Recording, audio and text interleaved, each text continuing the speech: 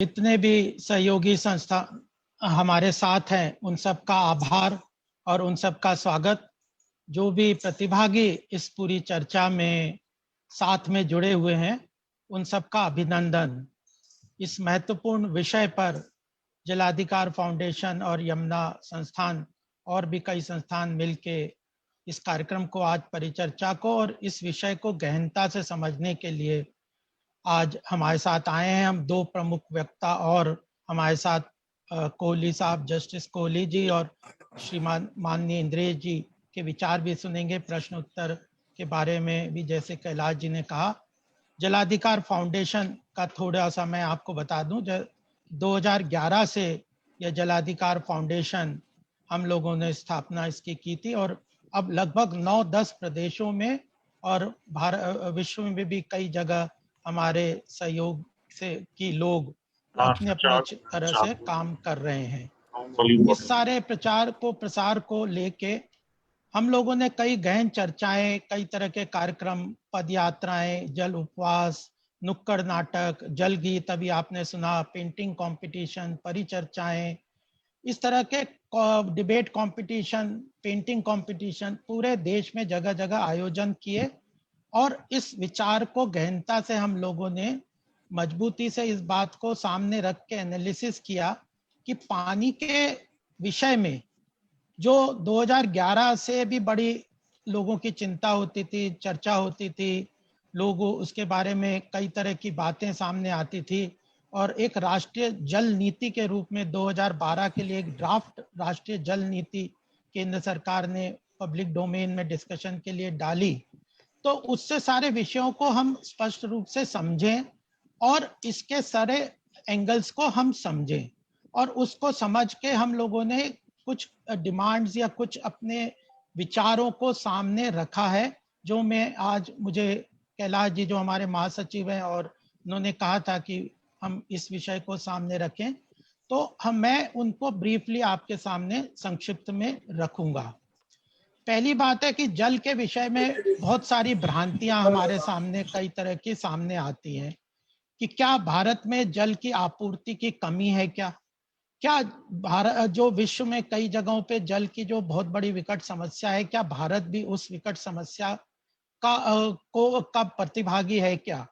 तो एक चीज मैं सबके सामने स्पष्ट रूप से रखना चाहता हूं कि जो भारत में पानी की उस तरह की कमी है नहीं, क्योंकि दो तरीके से हम इस बात को देखते हैं कि जो पूरी पृथ्वी है उसमें लगभग 70% तो जल का हिस्सा रहता है और मनुष्य, प्राणी, पक्षी सब जो ये सारे जो लोग हैं उनका जो कॉन्स्टिट्यूशन है वो भी 90% जल से पूरा उनका कॉन्स्टिट्यूशनली उनका सारा वह बनावट है। तो प्रकृति ने इसको प्रचुर मात्रा में सबके लिए उपलब्ध कराया है और भारत में इसकी प्रचुर मात्रा में उपलब्धता कराई है, चाहे उसको पानी के रूप में, समुद्र के रूप में देखें, नदियां के रूप में देखें, तालाबों के रूप में देखें, ग्राउंड वाटर के रूप में देखें, तो पानी की समस्या उस तरह की विकट भारत में नहीं है।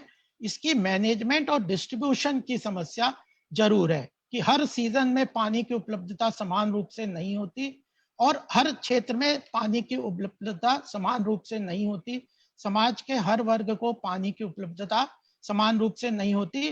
तो बेसिक प्रॉब्लम अवेलेबिलिटी की नहीं है, बल्कि इसकी जो है जो डिस्ट्रीब्यूशन और मैनेजमेंट की है।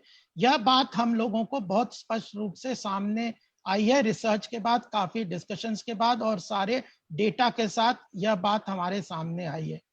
फिर दूसरी महत्वपूर्ण बात क्या आती है कि तीन महत्वपूर्ण चीजें हैं इस पूरे जल की चर्चा में, पॉलिसी इश्यूज में। क्या इस पानी की जो उपलब्धता है मनुष्य के लिए, प्राणी मात्र के लिए, पक्षियों के लिए, जीव जंतुओं के लिए, पानी की आवश्यकता बहुत ही महत्वपूर्ण है। पानी के बगैर कोई भी जीवन चल नहीं सकता। तो यह जो पानी की उपलब्धता प्रकृति ने सबके लिए की है, उसको हर व्यक्ति तक पहुंचाने की जिम्मेदारी किसकी है? अगर हम इस बात को, सबसे महत्वपूर्ण है कि हमारे देश में हर व्यक्ति तक पानी पहुंचे, इसकी जिम्मेदारी किसकी है? तो हमारा जो तीन विषय इसमें आते हैं, कॉन्स्टिट्यूशन कहता है हमारा संविधान कहता है, हमारे कोर्ट केसेस के अनुसार हम कहते हैं कि पानी की उपलब्धता सब लोगों को निर्बाध रूप से पीने योग्य उपलब्ध कराने की जिम्मेदारी सरकारों की है, प्रदेश सरकार की, केंद्र सरकार की, लोकल बॉडीज की। तो हर व्यक्ति को पीने योग्य पानी उसको मिले, इस चीज को सुनिश्चित करने की जिम्मेदारी यह सरकार की है। यह स्पष्ट रूप से हमारे संविधान में अभी तक ये डिराइव्ड लॉ है। यानी अगर हम कोर्ट केसेस को, हमने बहुत सारे कोर्ट केसेस दिखे जो यहाँ पे समय नहीं, लेकिन उस चीजों को हमारी पुस्तक में, वेबसाइट में, हमारे फेसबुक पेज वगैरह में स्पष्ट रूप से दी हुई है कि कोर्ट केसेस को, कई कोर्ट केसेस को देखें तो उनके अनुसार डिराइव्ड लॉ के रूप में पीने योग्य पानी को उपलब्ध कराना हर व्यक्ति को, हर प्राणी को, हर पेड़ पौधे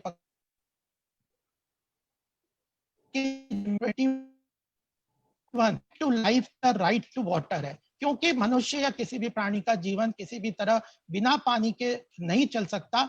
यह 5 पंच तत्व है संस्कृति के अनुसार। तो हमारा कॉन्स्टिट्यूशन, कई कोर्ट के फैसले जो कहता है पानी सुनिश्चित करवाना केंद्र सरकार, प्रदेश सरकार, लोकल बॉडी सरकारों की निःशुल्क रूप में उपलब्ध कराना यह जिम्मेदारी है। यह पहली बात हमारी मांग के रूप में जलाधिकार की सबके सामने हम रखते हैं। किसी को विदा हो, किसी को कोई हम कहते हैं जो जीवन के लिए बहुत महत्वपूर्ण है, उनको अगर हम स्टडी करेंगे, उनको देखेंगे तो वह यह स्पष्ट रूप से आता है कि ऐसी चीजों की उपलब्धता जो है वह निःशुल्क रूप से सरकार को अपने बजट के तहत करना चाहिए। और अगर इन चीजों का व्यवसायीकरण होगा, कमर्शलाइजेशन होगा, तो कहीं ना कहीं यह एक तरीके से गरीब तबका, जो व्यक्ति, जो गरीब समाज का पिछड़ा वर्ग है, गरीब है, जो इसको खरीद के इसका इस्तेमाल नहीं कर सकता, उसके पास से यह महत्वपूर्ण तत्व हटके अमीरों के या दूसरे सेक्टर्स के लोगों के बीच में जाएगा। और कमर्शलाइजेशन, इसका व्यवसायीकरण बिल्कुल नहीं होना चाहिए। इसके कई इकोनॉमिक एंगल्स भी हैं, इकोनॉमिक स्टडीज भी हैं, हम लोगों ने गहन अध्ययन कर रखा है। उस बात पे भी यह चीजों में आप इतिहास, जो लिटरेचर भी देखेंगे तो वह कहते हैं कि पानी का व्यवसायीकरण अगर होगा तो जैसे पेड़ पौधे, पक्षी, जानवर ये अपना उसको खर्च खरीद नहीं सकते, तो उनका क्या होगा। तो पानी का भी व्यवसायीकरण भी नहीं होना चाहिए। पानी, और कहीं ना कहीं इसका व्यवसायीकरण, कॉर्पोरेटाइजेशन, प्राइवेटाइजेशन जो हो रहा है वह कुछ एक विशेष वर्ग के बेनिफिट उसको, उससे उनको मिलेगा। आम जनता इस महत्वपूर्ण तत्व से, जो उसके जीवन के लिए बहुत ही आवश्यक है, उसके हेल्थ के लिए, उसके जीवन यापन के लिए, वह उससे वंचित रह जाएगी। तो पानी का व्यवसायीकरण किसी भी हालत में नहीं होना चाहिए। उसका एक और समस्या यह है कि जैसे मैंने ट्रस्टीशिप की बात की, ओनरशिप की बात की, तो उसका निजीकरण भी हो जाएगा। अगर कहीं ना कहीं कुछ सरकारों को, जैसे आजकल हम दिल्ली की सरकार को देखते हैं कि जल बोर्ड को, ऐसी जो मोनोपोली क्रिएट होती है लार्ज पब्लिक यूटिलिटी कंपनीज की, वह ऐसी चीजों को अगर उसका निजीकरण हो जाएगा तो कहीं ना कहीं उसमें करप्शन और एक्सप्लॉयटेशन, इस तरह की wealth creation for particular group of people, corporate people etcetera, वह क्रिएट होगी। तो निजीकरण यानी ट्रस्टीशिप का जो कॉन्सेप्ट है उसको डिसोन करता है, उसका प्राइवेटाइजेशन उसको डिसोन करता है, आम जनता उससे दूर हो जाती है। तो निजीकरण और व्यवसायीकरण, इन दोनों का भी समस्या बहुत तरीके से पानी के अंदर धीरे धीरे कहीं ना कहीं मैनेजमेंट और डिस्ट्रीब्यूशन के नाम से उसके बीच में आ रही है। तो इस चीज को भी हमें ध्यान रखना है कि कहीं ना कहीं पानी का निजीकरण, व्यवसायीकरण यानी recovery of cost from distribution और मैनेजमेंट के नाम से हो जाता है, और धीरे धीरे वह एक तरीके की समस्या लार्जली यह सीप इन हो जाएगी। और ग्लोबली अगर आप देखेंगे कई देशों में पानी का निजीकरण, व्यवसायीकरण, जिन जिन देशों ने प्रयास किया वहां पे बहुत ज्यादा सिविल वॉर्स भी हुए और बहुत सारी समस्याएं और सामने आई। तो यह 4 बातें जो है जलाधिकार इन चीजों को लेके आगे चल रहा है, विचार को चल रहा है। और एक दो छोटी छोटी बातें और मैं कहूंगा कि अगर यह सारी जिम्मेदारी सरकार की है, प्रदेश सरकार की है, लोकल बॉडीज की है, तो हर व्यक्ति की इंडिविजुअली, हम सबकी, संस्थाओं की, एनजीओ की क्या जिम्मेदारी है? वह जिम्मेदारी यह है जल का संरक्षण और संवर्धन करना। क्योंकि जल को अगर हम गंदा करेंगे, पॉल्यूट करेंगे, रिवर्स और नदियों को हम खराब करेंगे, वाटर बॉडीज को डिस्ट्रॉय कर देंगे, एनक्रोचमेंट कर देंगे, ग्राउंड वाटर को रिचार्ज नहीं होने देंगे, बारिश के पानी को बहने देंगे, नालियों को साफ नहीं रखेंगे, स्टॉर्म वाटर को, उनके साथ वाटर बॉडीज को रिचार्ज नहीं होने देंगे, ग्राउंड वाटर में सीप इन नहीं करने देंगे, और उनको एनक्रोच करके कचरा का डंपिंग ग्राउंड बना देंगे वाटर बॉडीज को, जो लगभग 25-30 लाख पूरे भारत में वाटर बॉडीज थे। आज की डेट में ऑफिशियली 4 लाख बचे हैं, और वह भी कई चीजें तो नक्शे पे हैं, ग्राउंड लेवल पे नहीं है।